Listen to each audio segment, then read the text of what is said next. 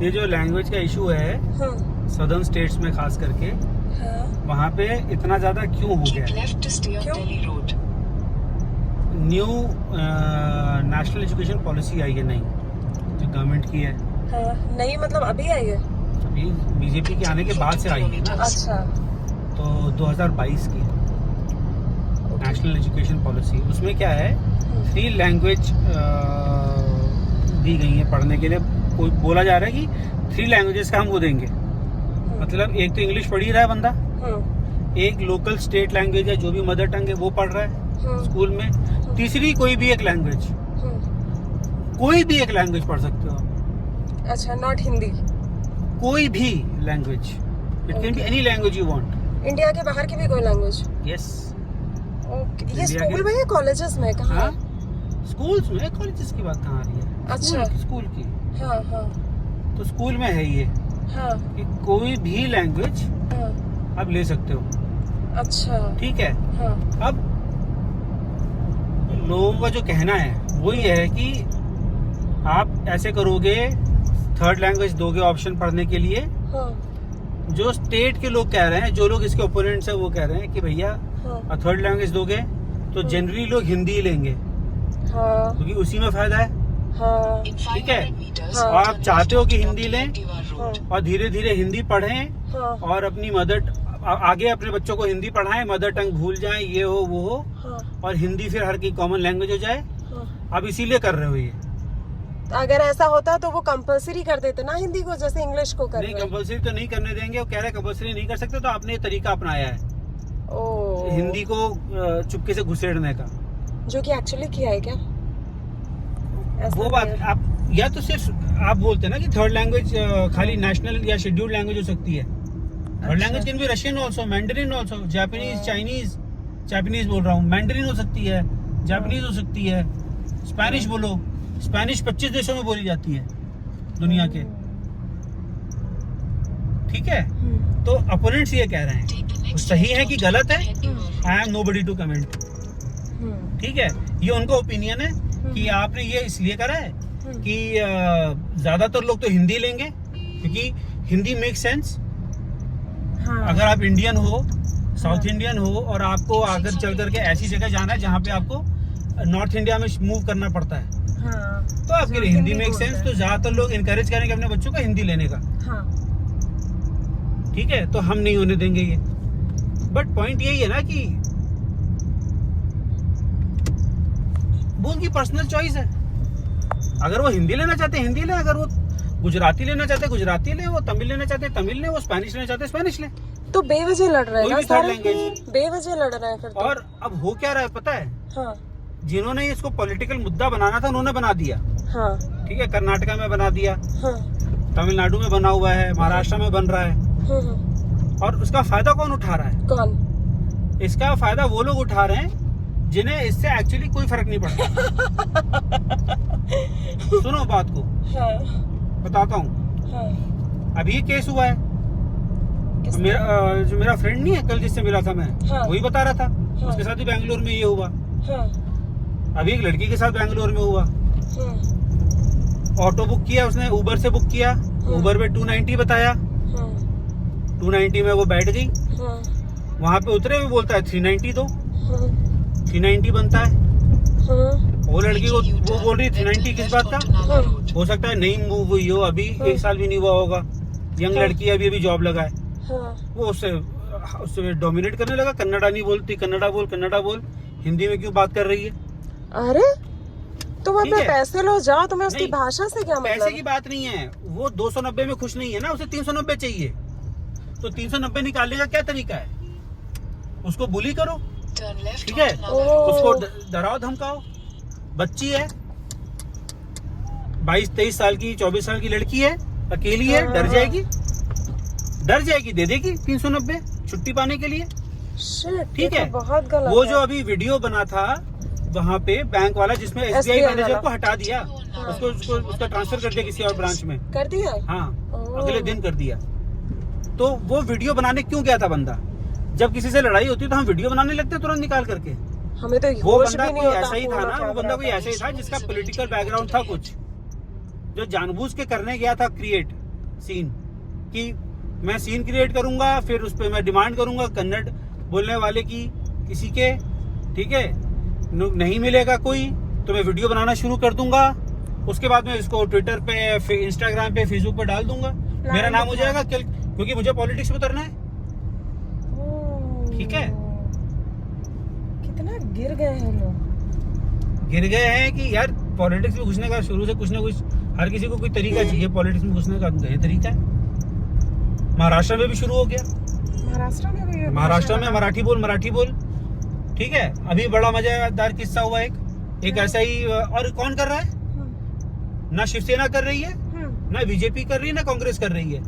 अच्छा। एक चौथी पार्टी है, मनसा, MNS, महाराष्ट्र नवनिर्माण सेना। वो कौन है, किसकी पार्टी है वो? राज ठाकरे, जो उसका कजिन है उद्धव ठाकरे का। अच्छा, ठीक है। वो उसने शिवसेना छोड़ करके नई पार्टी बनाई है। अब उसकी नई पार्टी को ज्यादा वोट्स नहीं मिल रहे हैं तो उसको भी इशू चाहिए, उसने मराठी का इशू शुरू कर दिया है। महाराष्ट्र में, मुंबई में रहोगे मराठी बोलोगे वगैरह वगैरह जो भी है, ठीक है। तो उसकी पार्टी का एक सपोर्टर या वर्कर एक एरिया में घुस गया, एक फेरी वाले को, रेडी वाले को थप्पड़ मार दिया शायद उसने। उसे ये नहीं पता था ये हिंदू नहीं है, ये मियाँ भाई का एरिया है पूरा। मियाँ भाई के एरिया में घुस के वो बोल रहा है उनसे कि तुम मराठी बोलो। अभी हिंदू के एरिया में होता, बोलता मराठी बोलो तो शायद हिंदू दबक जाता, चुप हो जाता, मराठी बोलता, सॉरी बोल के निकल जाता, इसका बन जाता रील, ये हीरो बन जाता कुछ दिनों के लिए, लाइमलाइट में आ जाता, पॉलिटिकल कैरियर थोड़ा सा बूस्ट मिल जाती। हुआ क्या, पिटाई हुई है वहाँ पे, मियाँ भाई सारे इकट्ठा हो गए। ठीक है, बाइकोला का एरिया था, कौन सा एरिया था मुझे एग्जैक्टली याद नहीं है, बट सम एरिया जहाँ पे मुस्लिम्स आर इन मेजॉरिटी। तो उससे गलती हो गई, उसको नहीं पता था ये कि यहाँ पे कौन है। सारे इकट्ठा हो गए, थप्पड़ खाए हैं, पिटाई हुई है, हिंदी में माफी मांगी है कान पकड़ करके, और फिर उसको जाने दिया है। तो सही है, हिंदी में माफी मंगवाई, कोई और होता तो वो उर्दू में माफी मंगवाता हो तो। ठीक है। और जितनी भी ये लैंग्वेज पॉलिटिक्स है हर पार्टी की, जितनी भी ये लैंग्वेज पॉलिटिक्स है, पता है तुम्हें, कर्नाटका में मुस्लिम डोमिनेटेड जितने भी एरियाज हैं, वहाँ पे जितने भी मुस्लिम्स हैं, सारे हिंदी उर्दू में बात करते हैं। अच्छा। और अगर आपने ये टोपी पहन रखी है, स्कल कैप, और आप उर्दू में बात कर रहे हो, तो सामने जो कन्नड़ी का, प्राउड कन्नड़ी का है, वो वापस पलट करके आपको हिंदी में उर्दू में जवाब देगा। बहुत सही है। ठीक है। यहाँ तक कि उस स्टेट का डिप्टी चीफ मिनिस्टर, अगर अर्जी लगी हुई है, जो जनता दरबार नहीं होता है, हो रहा है, वहाँ पे वो सीनियर पॉलिटिकल लीडर्स भी आकर के आपसे, अगर आपने, मैंने टोपी पहन रखी है, कर्नाटका में, बेंगलोर में हूँ, मुझसे आके कन्नड़ में बात ही नहीं करेगा, मुझसे आकर के ही वो कन्नड़ी का हिंदी में बात करेगा, उर्दू में बात करेगा। Very nice. ठीक है। लेकिन अगर मैं हिंदू हूँ तो दिख लिया टीका लगा रखा है, मुझसे कन्नड़ में बात करेगा, और मुझे अगर नहीं आती, मैं हिंदी में बोल रहा हूँ, तो हो सकता है मेरी पिटाई भी हो जाए वहाँ पे। बाप रे। ठीक है। इतना डबल स्टैंडर्ड्स है इन लोगों का, इतना डबल स्टैंडर्ड है। पर ये क्यों? और ये सारे कांग्रेस डोमिनेटेड स्टेट्स में हो रहा है, या फिर ऐसी जगह हो रहा है जहाँ पे कि कोई दूसरी पॉलिटिकल पार्टी घुस करके वो करना चाहती है, अपना नाम बनाना चाहती है। तो ये ऑल पॉलिटिक्स, लैंग्वेज वाला पॉलिटिक्स है, प्योर पॉलिटिक्स। इसमें कुछ भी नहीं है कल्चर से कनेक्टेड। कल्चर को बस बहाना बना के, एक बैसाखी की तरह इस्तेमाल करके करना है। डीएमके तमिलनाडु में भी यही तो होता है ना, सबसे ज्यादा हिंदी का ओपोजिशन तमिलनाडु में ही होता है।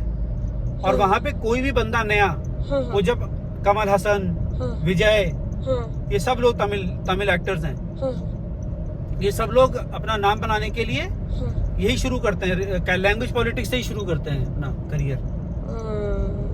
कहीं गलती कर देते हैं, इनको लगा कि कमल हसन ने बोल दिया कि कन्नड़ तमिल से निकली है, बस पिक्चर बैन हो गई कर्नाटका में उसकी। वो बात अलग है कि घटिया पिक्चर है। हाँ, किसी ने एक बार नहीं बोला कि अच्छी पिक्चर बनी है, बट नहीं रिलीज करने दी कर्नाटका में उसको। लोगों को कन्नड़ सीखने की जरूरत क्यों नहीं पड़ी बैंगलोर में? उसका हाँ, कारण है, हाँ, उसका कारण यह है कि बैंगलोर में जो आईटी रेवोल्यूशन आया इंडिया में, बैंगलोर और हैदराबाद ने लीड किया, बट जो मेजॉरिटी मैन पावर आई है वो सारी नॉर्थ से आई है वहाँ। हाँ, ठीक है, वो अब तो जैसे हिंदी बोलने एक वाले एरिया हैं। है हाँ, जहाँ पे पीजीज हैं, वहाँ पे सारे पीजीज में यूपी, बिहार, दिल्ली, चंडीगढ़, हरियाणा से लड़के लड़कियां रह रहे हैं। ठीक है, तो सब आपस में हिंदी में ही बात कर रहे हैं। ठीक है, फिर वहाँ पे अब नॉर्थ से आ गए, दुकानदार भी खोल ली, दुकान भी खोल ली, वो भी हिंदी में बात कर रहा है। तो लोगों को जरूरत कब महसूस हुई हिंदी सीखने की, कन्नड़ सीखने की? अगर मैं बैंगलोर छोड़ करके मैंगलोर चला जाऊं या किसी और शहर में चला जाऊं, छोटे शहर में काम करने के लिए, तो वहां मुझे कन्नड़ सीखनी पड़ेगी, तब तो बिकॉज वहां पे हिंदी बोलने वाले लोग नहीं है। ठीक है, अरे हमारे यहाँ नहीं होता। हमारे गांव देहात में, एकदम छोटे गांव में, वो लेडीज आज ही मिलती है जो हिंदी नहीं बोल पाती। वो खड़ी बोली भी बोलती है ना। हिंदी वो हिंदी बोलते बोलते उसकी मुंह से खड़ी बोली निकल जाती है। वो अपनी जो डायलेक्ट है वो उसी में कंफर्टेबल है, क्योंकि वो बाहर निकली नहीं। अब उनसे बात करनी है मुझे, तो मुझे उनके तरीके से बात करनी पड़ेगी, वो नहीं समझ पाएंगे। तो जब तक इंसान मजबूरी फेस नहीं करता इस तरीके, तब तक नहीं सीखता। आप किसी को डरा धमका के कुछ नहीं सिखा सकते, क्योंकि हो क्या रहा है, यूपी भी पूरी पुश कर रहा है। इंग्लिश भी हम लोगों ने इसीलिए तो सीखी ना, मजबूरी के नाम महात्मा गांधी है भाई। जरूरत पड़ गई, अगर जरूरी ना पड़े, मजबूरी का नाम महात्मा गांधी है। इंग्लिश भी हमको पिलाई गई धीरे धीरे, लेकिन फिर हमने रियलाइज किया, सरकार ने रियलाइज किया कि English is the language of the world, global language है। रियलाइज किया कि उसकी जरूरत है। अब हम मानते हैं, इस बात को मानते हैं ना कि इंग्लिश ग्लोबल लैंग्वेज है, इसीलिए सीखते हैं। तो सीधी सी बात है, अगर आप लोग जो भी, मतलब मेरा तो यही ओपिनियन है भाई, कि अगर मैं किसी ऐसे शहर में जा रहा हूँ जो वहाँ पे हिंदी नहीं बोली जाती, ठीक है, और अगर वहाँ पे हिंदी बोलने वाले हैं ही नहीं, तो मुझे सीखनी पड़ेगी थोड़ी बहुत, एटलीस्ट इतनी भी तो सीखनी पड़ेगी कि मैं कुछ सामान खरीदना हो, कुछ कहीं आना जाना हो, वो पूछ लूँ। फिर बाकी ग्रामर कौन बोल रहा है सीखने के लिए?